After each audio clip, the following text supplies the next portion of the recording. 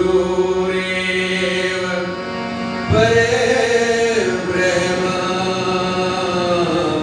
तस्मै श्री गुरुवे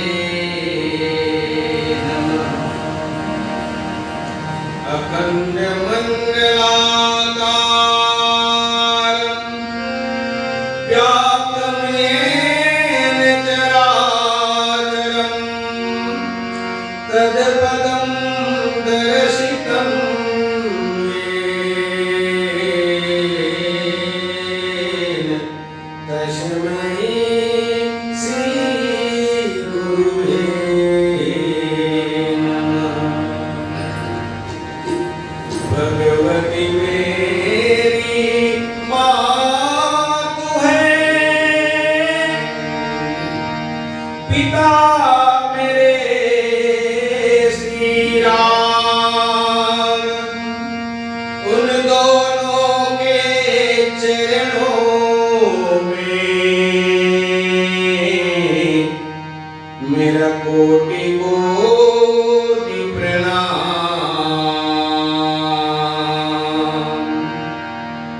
वास्तव में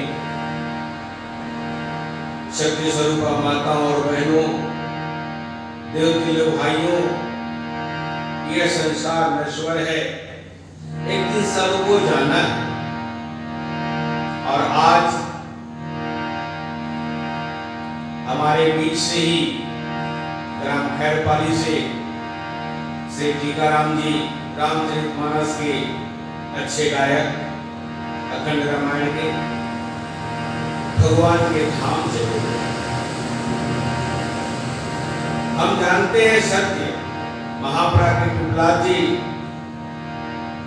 परम पूज्य गुरुदेव की पावन वाणी को आगे बढ़ाते हुए यही कहते हैं कि हे मानव, तू अहंकार में मत भूला रहे। अहंकार खोखला कर देता है मानव को। जाना है ये तो निश्चित है, इसलिए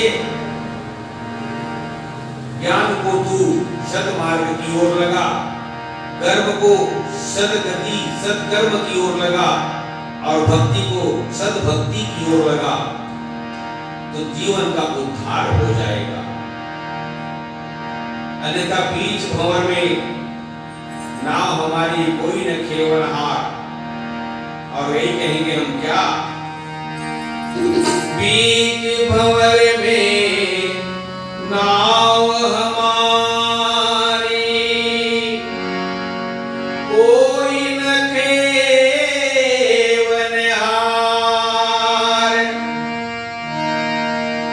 नैया कर दो पार सद्गुरु, एक तुम्हीं आधार। इसलिए हमें तन को धोना नहीं चाहिए, तन को मांझना नहीं चाहिए, बल्कि किसे मांझना चाहिए, मन को मांझना चाहिए। क्योंकि एक दिन ये चला जाएगा और यदि मन ठीक रहेगा तो सब लोग तुम्हें याद रखेंगे, विश्व याद रखेगा, देश याद रखेगा, परिवार याद रखेगा। और यदि हम किसी बिल्कुल गलत कर्म में लगे हुए हैं तो हमें कोई याद भी नहीं करेगा, कहे अच्छा हो गया, चला गया, समाज का एक बोझ खत्म हो गया। क्या तन मांझता रे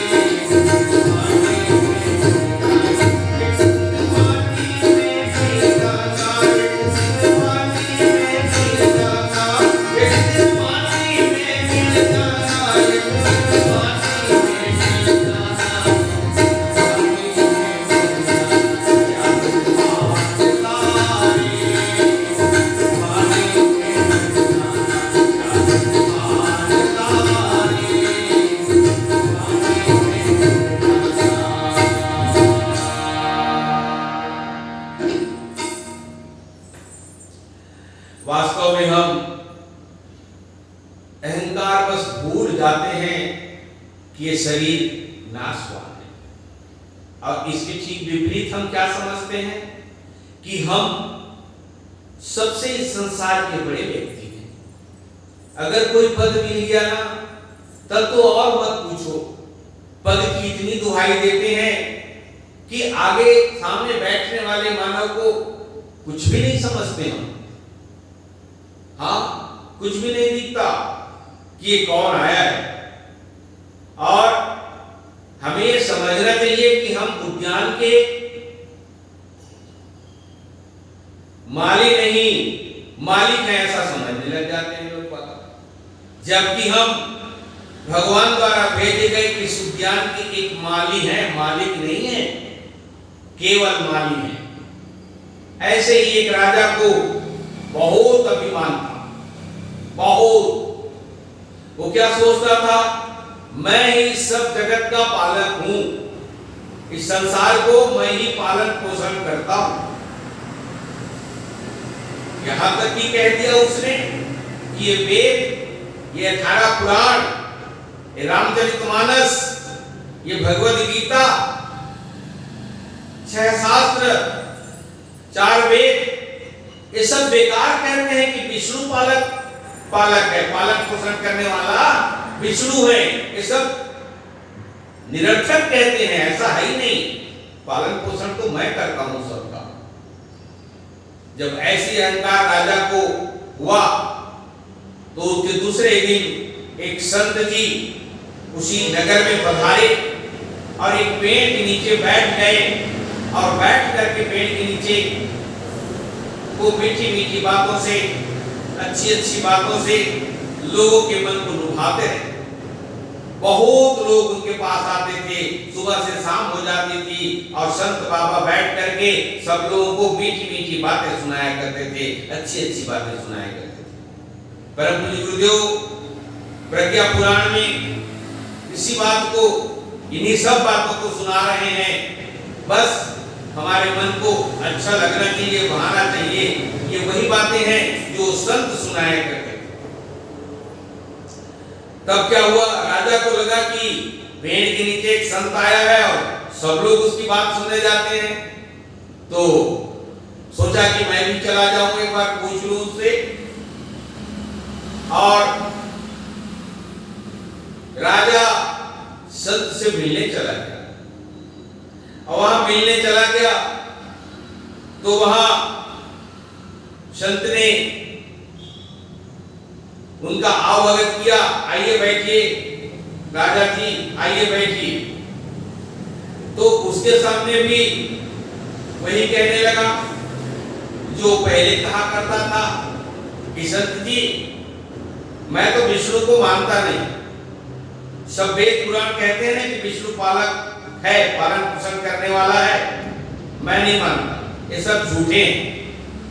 असली पालक पोषण तो मैं वो पोषण करने वाला, पालन पोषण करने वाला मैं राजा हूं, मैं पालन पोषण करता हूं।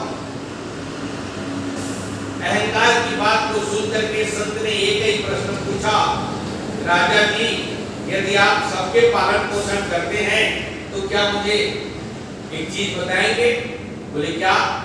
कि आपके राज्य में कितने गधे हैं, आपके राज्य में कितने घोड़े हैं, आपके राज्य में कितने हाथी हैं, कितने कीड़े मकोड़े हैं, कितने जीव जंतु हैं जिनका आप पालन पोषण करते हैं।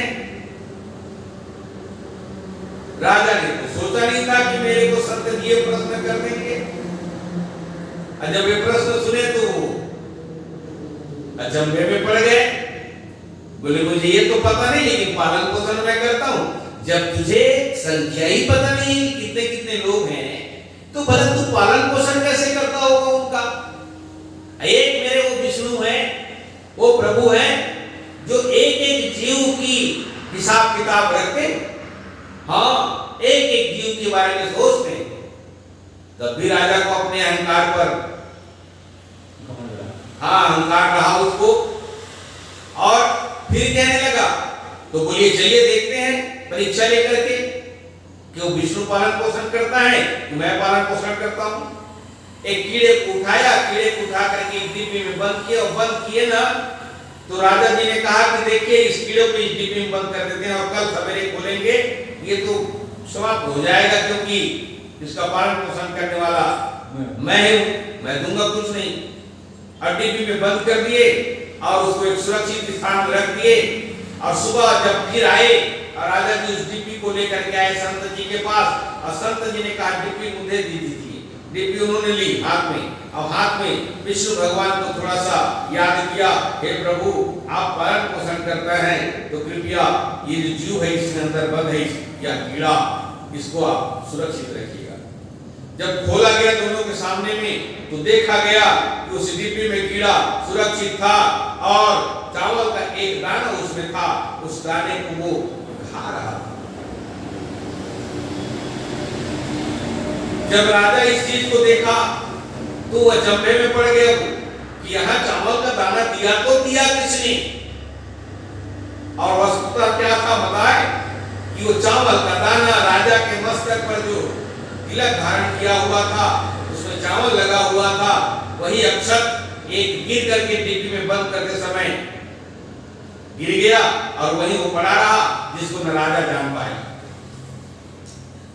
तब संत जी ने फिर कहा कि देखो राजा, अब पालन पोषण आप करने वाले हो कि वो भगवान करने वाले हैं। तब राजा को एहसास हुआ कि वास्तव में पालन पोषण करने वाला मैं नहीं, बल्कि संसार के मालिक मेरे प्रभु हैं, मेरे ईश्वर। ये तो अहंकार भरा हुआ था। हम जरा भगवान के करीब और जाए ना तो हमें और क्या लगता है बताएं, हमें और बढ़िया बातें लगती हैं, अच्छी अच्छी बातें सुनने को मिलती हैं, अच्छी समझ में आने वाली बात मिलती है। तो क्या हुआ मालूम, आप सब लोग मालूम है कि पांडव लोग जब जीते महाभारत को, तो जीतने के बाद युधिष्ठिर जी ने क्या किया, राजस्व यज्ञ किया ना। तब राष्ट्रीय यज्ञ किया ना तो सबको, हम भी जब ये करते हैं या हम भी जब कोई काम करते हैं अपने घरों में तो सबको बंटवारा कर देते हैं, भाई तू इसको देखना, तू इसको देखना, तू किसी विभाग को देखना, तू जल को देखना, तो तू खाने पीने को देखना, सब अलग अलग व्यवस्था बना के रख देते हैं जमा के। सब व्यवस्था ऐसी जमा रहे थे युधिष्ठिर जी, पांचों भाई, और व्यवस्था में सबको सौंप रहे थे काल। तो कृष्ण भगवान ने कहा कि हे सखा, मैं भी महाभारत में आपका एक सेवक रहा हूं, हाँ सारथी बन के रहा, आपने मुझे सारथी का पद दिया था कि आप मेरे सारथी बनो करके, क्योंकि मेरे पास तो अक्षणी सेना थी नहीं, वो तो दुर्योधन ले लिया था। तो मुझे आपने जो काम दिया था मैंने बखूबी अपने काम को किया, और आज जब राशि यज्ञ कर रहे हो तो मुझे भी कोई काम सौंप दो। सब लोगों ने हाथ जोड़ के कहा भगवान क्या कहते हैं आप, हम आपको क्या सौंपे, क्या काम सौंपे, आपके लिए तो कोई काम ही नहीं है ना। ऐसा कौन सा काम है जिसे हम आपको सौंपे और आप करो, आप बैठे बैठे देखते रहो बस राष्ट्रीय को, और कुछ कमी बेसी हो तो उसे हमें बताना। बोले नहीं मैं बैठे नहीं रह सकता। किसने कहा, तो जगत के मालिक ने कहा, हम माली हैं और जगत के माली हैं। तो मालिक ने क्या कहा, मालिक ने कहा जब तुम लोग मुझे नहीं दे सकते काम, मेरा काम, तो क्या मैं ढूंढ लूं मेरा अपना काम, मुझे क्या करना है मैं स्वयं ढूंढ लूं। तब सब लोगों ने एक स्वर में कहा हाँ प्रभु आप ढूंढ लीजिए अपना काम, आप ढूंढ लीजिए। हम क्या बताएं आपको। तो ठीक है, मैं 3 काम ढूंढता हूं और 3 काम मैं करूंगा। सबसे पहला काम मेरा रहेगा कि जो भी अतिथि आएंगे, चाहे वो कोई भी हो, उन अतिथियों के चरण धोने का काम मेरा रहेगा। ये पहला। इन लोगों का मुंह तो सूखा हो गया। और दूसरा काम मैं अपने आप को बता रहा हूं, मैं ढूंढ रहा हूं, मैंने सोचा है कि दूसरा काम, जो अतिथि भोजन करेंगे तो भोजन करेंगे तो पत्थर उठाने का काम मेरा रहेगा। और तीसरा एक और काम दे देना मुझे, और वो काम क्या है? वो काम ये है कि जब सफाई करने की जो है, पत्थर उठाने के बाद वो सफाई का काम भी मुझे दे देना। ये 3 काम मैं तुम लोगों से मांगता हूं और ये 3 काम मुझे आप दे देना। अब भला पांडव क्या कहते? भगवान की इस बात को मानना पड़ा। अब सोचिए जरा, भगवान जो इस संसार के मालिक हैं और हम इस बगीचे के माली हैं, तो भक्तवत्सल भगवान अपने मालिक की चरण धो रहे हैं, उनके जूठे पत्थर उठा रहे हैं और उनकी जूठन साफ कर रहे हैं, सफाई कर रहे हैं। इससे भला और कोई छोटा काम हो सकता है क्या? लेकिन भगवान ने क्या कहा? कोई भी काम छोटा नहीं होता है, यही तो बड़ा होता है। तो भगवान जब ऐसे अहंकारी होते हैं, उनमें अहंकार नहीं होती है, तो उनके एक छोटे से आत्मा का अंश हमारे पास आया हुआ है, परमात्मा का अंश हमारे शरीर में घुसा हुआ है, और जो हमें चेतन बना रहा है, चलने फिरने योग्य बना रहा है, और नहीं रहता है तो वही शमशान चला जाता है। हम इस बात को भली भांति जानते हैं, फिर भी हम लोग अहंकार में डूबे रहते हैं। तो आज की प्रज्ञा पुराण की यही बात कि हे मानव, अपने जीवन में अहंकार को त्याग दे और भक्ति की सेवा करने लग जा, क्योंकि भगवान सभी व्यक्ति में समाये हुए हैं, सभी जीवों में समाये हुए हैं। सारे जगत में भगवान है, पेड़ पौधों में भगवान है, पत्थर में भगवान है, दीवार में भगवान है, खंभे में भगवान है, हवा में भगवान है, पानी में भगवान है। जिसमें देखो आप सब में भगवान है, क्योंकि हम पानी की भी पूजा करते हैं, हम हवा की भी पूजा करते हैं, हम पेड़ की भी पूजा करते हैं, हम पत्थर की भी पूजा करते हैं, हम नदी की भी पूजा करते हैं, हम तालाब की भी पूजा करते हैं। अरे मानव, तुझसे क्या बचा जिसकी तू पूजा नहीं करता? और सब में भगवान समाये हुए हैं। और जब हमारा दृष्टिकोण इनको ठीक करने के लिए चला जाएगा, तो पर्यावरण ठीक हो जाएगा, जलवायु भी ठीक हो जाएगी, सारा वातावरण ठीक हो जाएगा, और ये धरती स्वर्ग बन जाएगी, और सब मानव देवता बन जाएंगे। भगवान की इस कार्य से आप भी किसी काम को छोटा मत समझो और करना शुरू कर दो, करना शुरू कर दो। और आज की वाणी में हम आपको इतना ही सुनाएंगे। बोले श्रीमद् पावन प्रज्ञा पुराण की जय, सियावर रामचंद्र की जय, उमापति महादेव की जय, पवन सुत हनुमान लला की जय, बोलो वृंदावन बिहारी लाल की जय, बोलो गायत्री माता की